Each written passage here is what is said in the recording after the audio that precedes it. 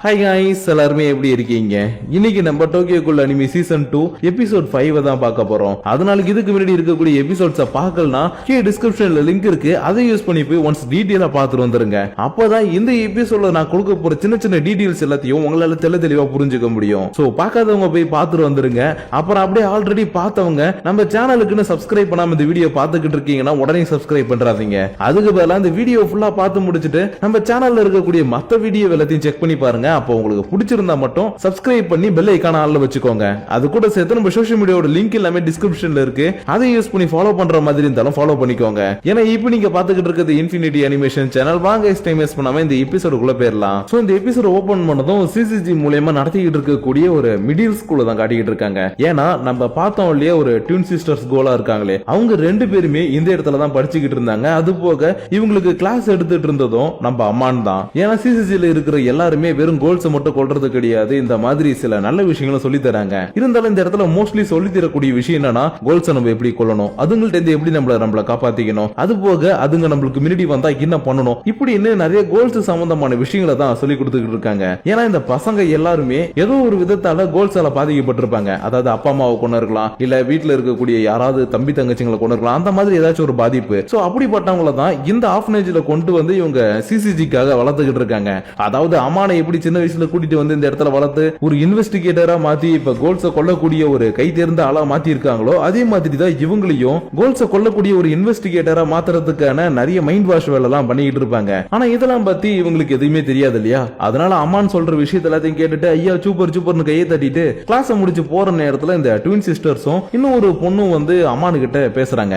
ஏன்னா அம்மான் மத்த இன்வெஸ்டிகேட்டர் மாதிரி ரூடெல்லாம் பேச மாட்டான். எப்பவுமே பாசமா எல்லாரும் இருக்கட்டும், ஹியூமனிட்டி ரொம்ப முக்கியம், கோல்ஸ்லயும் சில நல்லவங்க இருக்காங்க அப்படி இப்படின்னு சில அட்வைஸ் எல்லாம் போடுவான் இல்லையா. அதனாலதான் இவன் பேசுறத கேட்ட உடனே இவங்க கொஞ்சம் இம்ப்ரெஸ் ஆயிட்டு, சார் உங்களை மாதிரி ஒரு இன்வெஸ்டிகேட்டரா மாறணும் சார், அதுக்கு என்ன சார் பண்ணணும்னு கேட்கவும், இங்க பாருங்கம்மா, நீங்க ஒண்ணுமே பண்ண தேவையில்ல, உங்க மனசுல நல்லதை நினைங்க, எல்லாரும் நல்லா இருக்கணும்னு நினைங்க, அது போதும், நீங்க ஒரு நல்ல இன்வெஸ்டிகேட்டரா மாறுவீங்கன்னு சொல்லி நல்லா இவங்களுக்கு சப்போர்ட் பண்ணிக்கிட்டு இருக்கும்போது இந்த கிளாஸ்ல இருக்கக்கூடிய ஒருத்தவன் மட்டும் தன்னுடைய மனசுக்குள்ள ஆமா மனசை வச்சுக்கிட்டு மாங்காய் கூட வாங்க முடியாது, இறங்கணுமா அடிச்சமா கொன்னமான் இருக்கணும்னு அப்படியே இவங்களுக்கு ஆப்போசிட்டா இருக்கிறான். அது வேற யாரும் இல்ல, இந்த ஷூஷு பயப்புல. இருந்தாலும் ஒரு கட்டத்துல இந்த ட்வின் சிஸ்டர்ஸ் கூட இருந்த ஒரு பொண்ணு இருக்கா இல்லையா, அவ கொஞ்ச நாள்லயே இறந்து போயிட்டா. இப்படி இறந்து போனவளை நினைச்சு இவங்க ரெண்டு பேருமே ஃபீல் பண்ணிட்டு வந்துட்டு இருக்கும் போது எப்பயும் போல ஷூஷு தனியா அந்த இடத்துல உட்காந்துக்கிட்டு இருக்கவும், என்னப்பா நீ கிளாஸ்ல இருக்கும் போது மத்தவங்கள்ட்ட பேச மாட்டான்னு நினைச்சோம், அவருடைய ஃபியூனரல் கூட நீ வரலையே, அப்படின்னாப்பா அவ மேல கோவன்ற மாதிரி கேட்க, என்னதே கோவமா, அதெல்லாம் ஒரு மண்ணாங்கட்டியும் கிடையாது, எனக்கு பர்சனலா அந்த இடத்துக்கு வரதுக்கு பிடிக்கல. ஏன்னா சாவுன்றது எல்லாருக்குமே இயற்கை, நாளைக்கு நீ சாவலாம், நான் சாவலாம், ஏன் இந்த நிமிஷமே கூட சாவலாம், அதனால அதெல்லாம் நினைச்சு வருத்தப்பட்டுக்குன்னு ஃபீல் பண்ணி எல்லாம் இருக்க முடியாது, ஜாலியா இருந்தோமா சந்தோஷமா வாழ்க்கைய வாழ்ந்தோமான்னு போய்கிட்டே இருக்கணும்ன்ற மாதிரி அவன் சொல்லவும்,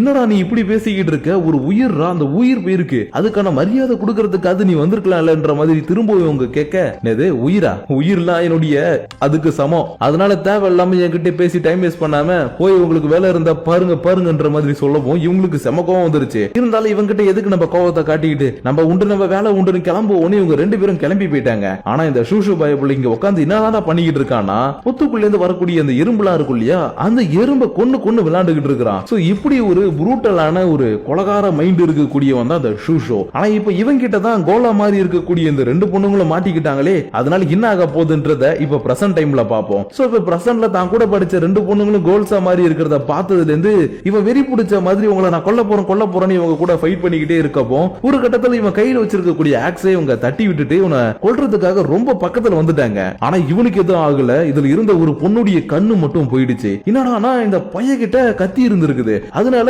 எப்படி இது உன்னால முடிஞ்சது, உன்கிட்ட தான் எதுவுமே இல்லன்ற மாதிரி இவங்க கேட்கவும், யாருமா சொன்னா என்கிட்ட எதுவுமே இல்லன்னு, எனக்கு பிடிச்சதே என்னுடைய குட்டி கத்தி தானே, இவனுடைய சட்டைக்குள்ள கிட்டத்தட்ட ஒரு 30-40 கத்தியை சொருவி வச்சிருக்கான். அதனால இந்த கத்தி எல்லாத்தையும் எடுத்த உடனே ஓகே உங்களுக்கான டைம் வந்துருச்சு, முடிஞ்சா என்கிட்ட தப்பிச்சுக்கோங்கன்னு இவன் ஃபர்ஸ்ட் அட்டாக் பண்ண அந்த பொண்ணை தான் போயிட்டு கொடூரமா அட்டாக் பண்ண ஆரம்பிக்கிறான். ஏன்னா இந்த பொண்ணுடைய கண்ணுலயே இவன் அட்டாக் பண்ணதுனால இவளால சரியா இவனை பார்க்கவும் முடியல, அட்டாக் பண்ணவும் முடியல. அதனாலதான் இவளை நம்மளால ஈஸியா கொல்ல முடியும், இவங்க கிட்ட இருக்கக்கூடிய கத்தி எல்லாத்தையும் வச்சு இவளை ஒட்டம்புல அங்கங்க குத்தி இவளுடைய அந்த காக்குனையை மறைய வைக்க, இவளுடைய தங்கச்சிக்காரி இருக்கா இல்லையா, அவ வேகமா வந்து நான் உன்னை காப்பாத்துறேன்னு அட்டாக் பண்ண வருவா. ஆனா அதுக்குள்ள இவன் கீழே போட்ட அந்த ஆக்ஸ் கிட்ட போனதுனால வாடிய மச்சி வாழைக்காய் பஜ்ஜின்னு வாழைக்காயை வெட்டுற மாதிரி சதக்குன்னு ஒரு வெட்டி போட்டான். ஆனா இவங்க ரெண்டு பேரையும் முழுசா கொள்ளணும்னு நினைக்காததுனால இவளுக்கு அந்த அளவுக்கு பெருசா அடிபடல. ஏன்னா இவங்க எப்படி கோலா மாறினாங்கன்னு இவனுக்கு தெரியாது இல்லையா, அதனாலதான் அதை பத்தி இவங்க வாயாலே நம்ம சொல்ல வைக்கணும்ன்றதுக்காக இவங்களை கொல்றதுக்கு பதிலா ஒரு சைக்கோபாத் எந்த அளவுக்கு டார்ச்சர் பண்ணுவானோ அந்த அளவுக்கு டார்ச்சர் அட்டாக்க பண்ணிக்கிட்டு இருக்கான். அது மட்டும் இல்லாம நான் ஒரு விஷயத்தை ஃபர்ஸ்டே சொல்ல மறந்துட்டேன். என்னன்னா அந்த ஒயிட் ஹேர் போன் இருக்கா இல்லையா, இவ தங்கச்சி, பிளாக் ஹேர் இருக்கிறவ அக்கா.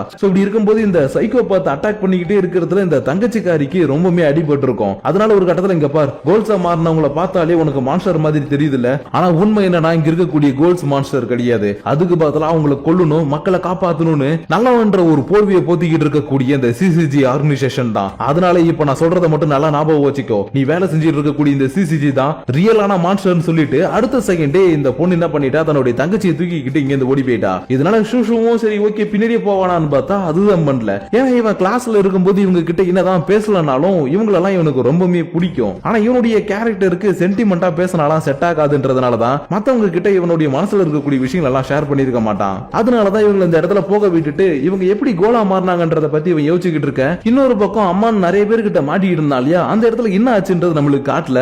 அதுக்கு பதிலா இவங்க ரெண்டு பேரும் தப்பிச்சுட்டாங்கன்ற விஷயத்தை தான் நம்மளுக்கு காட்டுறாங்க. அது மட்டும் இல்லாம அகிராவுக்கு இப்ப ரொம்பவே அடிபட்டு இருக்கிறதுனால வெளியில போய் சண்டை போடலான்னு பார்த்தா இவளுக்கு தான் அதிகமான பாதிப்பு வரும். அதனாலதான் அம்மா எப்படியாச்சும் ஒரு சேஃபான ஒரு இடத்தை கண்டுபிடிக்கணும்னு ஒரு டோரை திறந்துட்டு உள்ள வர பார்த்தா இந்த இடத்துல தப்பிச்சு வந்த அந்த ரெண்டு பொண்ணுங்க இருக்கிறாங்க. அதனால இந்த பொண்ணுங்களான்ற மாதிரி இவனும் பார்க்க இந்த பொண்ணுங்களும் இவரான பார்த்துட்டு கொஞ்சம் பயத்துல இந்த இடத்துல திரும்ப ஓட ஆரம்பிச்சுட்டாங்க. ஏன்னா இந்த பொண்ணுங்க தான் கோல்ஸா மாறிட்டாங்க இல்லையா. அப்படி இருக்கும்போது சிசிஜில இருக்கக்கூடிய நம்ம அம்மான்னு பார்த்தா என்ன செய்வான், ஒரே அடியா போட்டு தள்ளிடுவான். அதனாலதான் நம்மளுக்கு வேற வழியில இங்க இருந்து ஓடி ஆகணும்னு திரும்பவும் இந்த பொண்ணு தன்னுடைய தங்கச்சியை தூக்கிட்டு ஓட ஆரம்பிச்சுட்டா.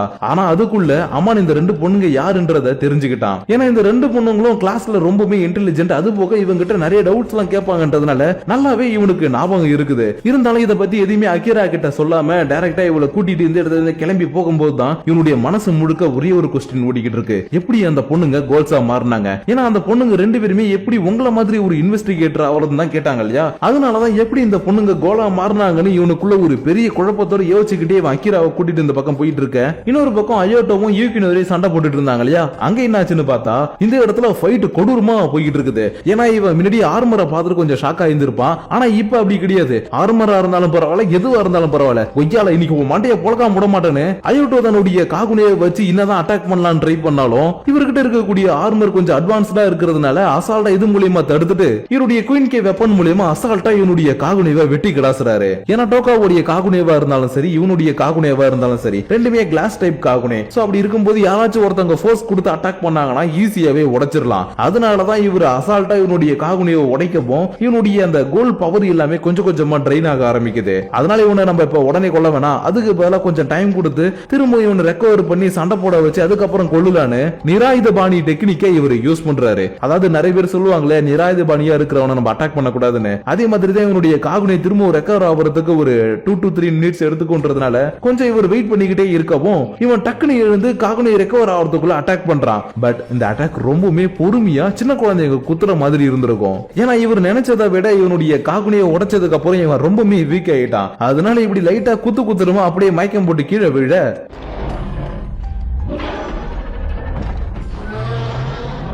இப்படி ஒரு சவுண்ட் கேட்டதும் என்ன ஆச்சுன்னு இவர் மேல பார்த்தா இவரை நோக்கி எக்கச்சக்க காகுனி வந்திருக்கும். அதனால இதை பார்த்ததும் ஜஸ்ட் மிஸ்ல இந்த காகுனியில இருந்து தப்பிக்க யார இந்த அட்டாக்க பண்றான்னு பார்த்தா செம்ம வேகமா இந்த இடத்துல ஒரு கோல் மூவ் ஆகிக்கிட்டே இருக்குது. அதனால யாருன்னு பார்க்கும்போது தான் தெரியுது இது ஒன் பேட்ச் கோல், அதாவது நம்ம காணிக்கை. இருந்தாலும் இவனை பத்தி நம்ம கேதர் பண்ண டேட்டால இவன் இந்த அளவுக்கு மூவ் பண்ணுவான்னு போடவே இல்லையே. அப்படி இருக்கும்போது எப்படி இவனால இந்த அளவுக்கு வேகமா மூவ் பண்ணிக்கிட்டு நம்மள அட்டாக் பண்ண முடியுதுன்ற மாதிரி பார்க்கும்போது தான் இவருக்கே தெரியுது இவன் காகுஜாவை வெளியில கொண்டு வந்திருக்கிறான்னு. அதனால இவனுடைய இந்த காகுஜா பவரை பார்த்ததும் சரி ஓகே நம்மளால சமாளிக்க முடியாதுதான், இருந்தாலும் முடிஞ்சதை ட்ரை பண்ணுவோன்னு தன்னால முடிஞ்ச அளவுக்கு இவர் சமாளிக்கலாம்னு பாக்குறாரு. பட் ஒரு கட்டத்துல இவன் தூக்கி அடிக்கவும் இன்னும் தைரியம் இருந்ததுன்னா ஒய்யால என்னைய தூக்கி அடிச்சிருப்ப, நான் யாருன்றதை இப்போ உனக்கு காட்டுறேன்டான்னு இவர் இது வரைக்கும் எக்கச்சக்க கோல்ஸ் கூட சண்டை போட்ட அந்த எக்ஸ்பீரியன்ஸ் எல்லாம் இருக்கும் இல்லையா, அதை வச்சுக்கிட்டு அசால்ட்டா இவனுடைய அட்டாக்க டாச் பண்ணது மட்டும் இல்லாம இவனுடைய வயிற்றுலயே ஒரு வெட்டிட்டாரு. அதனால இவன் மயக்கம் போட்டு தன்னுடைய கான்சியஸை இழந்துகிட்டு இருக்க இவரும் சரி ஓகே எல்லாம் முடிஞ்சுன்ற மாதிரி பெருமூச்சு விடலான்னு பார்த்தா இவருடைய முகத்துல ஒரு மாற்றம். என்னன்னா காணிக்கைக்குள்ள இருக்கக்கூடிய ரெண்டு கோளுடைய பவரும் இவனை அறியாமலே ஆட்டோமேட்டிக்கா வெளியில வர ஆரம்பிக்குது.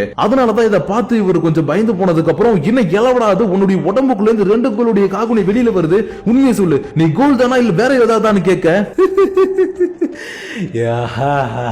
ஒரு வழியா வெளியில வந்துட்டேன். இவனுக்குள்ள இத்தனை நாளா இருந்தது எனக்கு கொஞ்சம் கஷ்டமா தான் இருந்தது, ஆனா இன்னைக்கு நான் உன்னை கொல்ல போறதை நினைக்கும் போது எனக்கு சந்தோஷமா இருக்கு. இப்படின்னு இவனுக்குள்ள இருக்கக்கூடிய ஆல்டர்னேட்டிவ் கேரக்டர் வெளியில வந்துருச்சு. அதாவது நம்ம மாஸ்க் மாஸ்க் மேனுடைய கேரக்டர் இவனுக்குள்ள தானே இருக்கு. அது லைட்டா இவனை வெளியில வந்து எட்டி பார்க்க, ஓ அப்படியா சரி ஓகே நீ யாராவனா இருந்துட்டு போ, இன்னைக்கு என் கையில தான்டா உனக்கு சங்குன்ற மாதிரி சொல்லும் போதே அடுத்த செகண்டே இவன் மாஸ்க் மேன் மாரி ஒரு சொடக்க போட்டுட்டு புயல் வேகத்துல இவருக்கு பின்னாடி வரவும் இவருடைய காதுக்கு தூரத்துல இவர் சொன்ன அந்த சங்கு சத்தம் கேட்க ஆரம்பிக்குது. ஏன்னா மாஸ்க் மேனுடைய பவரே ரொம்ப வேகமா மூவ் பண்ணி கொடூரமா அட்டாக் பண்றதுதான். அதனால இவருடைய கேரக்டர் பிஹேவியர் எல்லாமே இப்ப மாஸ்க் மேன் மாதிரி மாறினதுனால அசால்ட்டா இப்படி மூவ் பண்ணி வந்து இவர் புடிச்சு ஒரு நசுக்கிக்கிட்டே வில்லத்தனமா அந்த பக்கம் சிரிச்சுக்கிட்டு இருக்க, இன்னொரு பக்கம் இந்த பிரிசன் முழுக்க ஒரு கேஸ ரிலீஸ் பண்றாங்க. அதாவது அக்கீரா அந்த வலது கையோடைய அந்த காகுனையை அடிக்கிறதுக்காக ஒரு கேஸ் யூஸ் பண்ணா இல்லையா, அதே கேஸ தான் இந்த இடத்துல இருக்கக்கூடிய கோல்ஸ் எல்லாத்தையும் விரட்டணும்ன்றதுக்காக இந்த இடத்துல ஓபன் பண்ணி விட்டுக்கிட்டு இருக்காங்க. ஏன்னா கோல்ஸ் உள்ள வந்ததுல இருந்து எல்லாரையுமே போட்டு தள்ளிடுச்சு இல்லையா, அதனாலதான் முடிஞ்ச அளவுக்கு இருக்கக்கூடியவங்களையாச்சும் காப்பாத்தணும்ன்றதுக்காக இந்த கேஸ ஓபன் பண்ணி விட்டதும் இங்க இருக்கக்கூடிய கோல்ஸும் புரிஞ்சுக்கிட்டு சரி ஓகே இதுக்கப்புறம் நம்ம இங்க இருந்தா செத்துருவோன்னு இந்த இடத்தை விட்டு கிளம்பி போக ஆரம்பிக்குதுங்க. ஆனா இதே நேரத்துல அம்மானுக்கு மிகப்பெரிய ஒரு அதிர்ச்சி. ஏன்னா அம்மான் அக்கீராவை கூட்டிட்டு எப்படியாச்சும் இந்த இடத்துல தப்பிக்கணும்னு போய்கிட்டே இருக்கான் இல்லையா, அப்படி போய்கிட்டு இருக்கும்போது எப்படி அந்த ரெண்டு பொண்ணுங்களை பார்த்தானோ அதே மாதிரி தான் இந்த இடத்துல நம்ம ஒன் நைட் கோல் யோஷிமுராவை கொடூரமா கொண்டு சாப்பிட்டுட்டு இருக்க மாதிரி இவன் பாக்குறான். ஆனா உண்மை என்னன்னா யோஷிமுராவுடைய உடம்புக்கு மேல இருக்கக்கூடிய அந்த குயின் கே மூலியமா உருவாக்கப்பட்ட அந்த ஆர்மர் இருக்கு இல்லையா, அந்த ஆர்மரை தான் பிச்சி இவன் நின்னுகிட்டு இருந்திருப்பான். ஆனா இவன் கேஸுக்கு நடுவுல உட்காந்துக்கிட்டு இது எல்லாத்தையும் பண்றதுனால உண்மையாவே இவன் யோஷிமுராவை தின்ற மாதிரி நம்ம அம்மானுக்கு தெரிஞ்சிருக்கும். அதனால இவன் இதுக்கப்புறம் இந்த கோலை விடக்கூடாது, நான் கொன்னே ஆகணும், அன்னைக்கு நான் உயிரோட விட்டு தப்பு பண்ணிட்டேன்னு செம்ம வேகமா வந்து இவனை அட்டாக் பண்ணலான்னு பார்த்தா இவனால தொடக்கூட முடியல. ஏன்னா காணிக்கையுடைய பவர் தான் இப்ப வேற லெவல்ல மாறிடுச்சு இல்லையா, அதனாலதான் என்னடா இவனை அட்டாக் பண்ண முடியல. சரி ஓகே இவனுடைய டெக்னிக்கை நம்ம யூஸ் பண்ணுவோன்னு காணிக்கை எப்படி இவனை தடுத்து நிறுத்தி சமாதானப்படுத்த ட்ரை பண்ணானோ அதே மாதிரி இவன் அட்டாக் பண்ணக்கூடிய ஒவ்வொரு தடவையும் இவன் கிட்ட பேசி பேசி சமாதானப்படுத்த ட்ரை பண்ண காணிக்கையும் கொஞ்சம் கொஞ்சமா அப்படியே கான்சியஸுக்கு வர ஆரம்பிச்சிருப்பான். இதனால அம்மானுக்கும் இவனை அட்டாக் பண்றது கொஞ்சம் ஈஸி ஆயிடுச்சு. அதனால இப்படி இவன் கிட்ட பேச்சு கொடுத்துக்கிட்டே அசால்ட்டா இவனுடைய காகுனியை வெட்டி வெட்டி இவனை கொஞ்சம் நார்மல் நிலைமைக்கு கொண்டு வந்த உடனே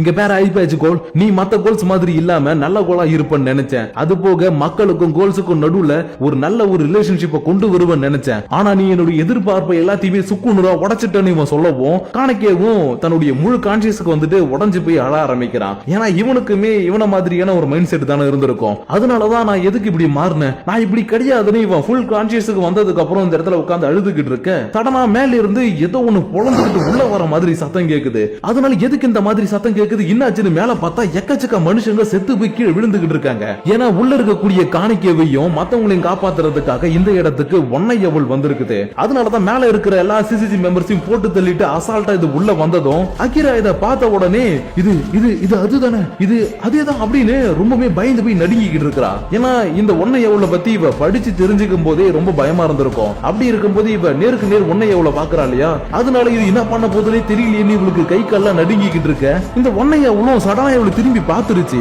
ஆனா இவளை எதுவுமே பண்ணல. அதுக்கு பதிலா கீழே மயக்கம் போட்டு கடக்கக்கூடிய அயோட்டாவையும் காணக்கியும் தன்னுடைய கையில தூக்கி வச்சுக்கிட்டு இந்த இடத்துல இருந்து பறந்து போகவும் அப்படியே இந்த இடத்துல இந்த எபிசோட முடிக்கிறாங்க. சோ கைஸ் இன்னைக்கு நம்ம பார்த்த எபிசோடு கண்டிப்பா உங்களுக்கு பிடிச்சிருக்கும்னு ஒரு சின்னதா ஒரு நம்பிக்கை எனக்குள்ள இருக்குது. ஏன்னா இந்த எபிசோடு போன எபிசோடு மாதிரி இல்லாம கொஞ்சம் விறுவிறுப்பா தான் இருந்தது. அது போக எண்டிங்கும் ஒரு தரமான எண்டிங் தான். ஏன்னா ஒன்னை எவ்வளவு இந்த இடத்துக்கு வரணும்னு அவசியமே இல்ல. அப்படி இருக்கும்போது உள்ள வந்து நம்ம காணிக்கையும் அயோட்டாவையும் தூக்கிட்டு போயிருக்குதுன்னா இதுக்கப்புறம் என்ன நடக்க போகுதுன்றத நம்ம நாளைக்கான எபிசோட்ல தெரிஞ்சுக்கலாம். ஆனா அதுக்கு முன்னாடி நிறைய பேருக்கு தெரியாத ஒரு டவுட் நான் கிளியர் பண்ணிடுறேன். என்னன்னா காகுஜானா என்ன ப்ரோ அப்படின்னு நிறைய பேர் கேக்குறீங்க. அது ஒண்ணுமே கிடையாதுப்பா. இப்ப எப்படி நம்ம மொபைல்ல வந்து கவர் போட்டு அப்கிரேட் பண்றோம் நம்ம செல்ல, அதாவது டெம்பர் கிளாஸ் எல்லாம் போடுறோமா, இது ஒரு வித்தியாசமா வருது இல்லையா, அதே மாதிரி தான் கோல்ஸும் இன்னொரு கோல்ஸை சாப்பிடும் போது அதுங்களுடைய பவரை எடுத்துக்கிட்டு இன்னமும் ஸ்ட்ராங்கா மாறும். அப்படி ஸ்ட்ராங்கா மாறும் போது காகுனேவை தன்னுடைய முதுகுல இருந்து ஃபார்ம் பண்றது மட்டும் இல்லாம அந்த காகுனேவை வித்தியாசமான ஆர்மராவும் அது ஃபார்ம் பண்ணிக்கலாம், இல்ல ஒரு வெப்பனாவும் ஃபார்ம் பண்ணிக்கலாம், எப்படி வேணாலும் அதை ஃபார்ம் பண்ணிக்கலாம். அதை தான் காகுஜான்னு சொல்லுவாங்க.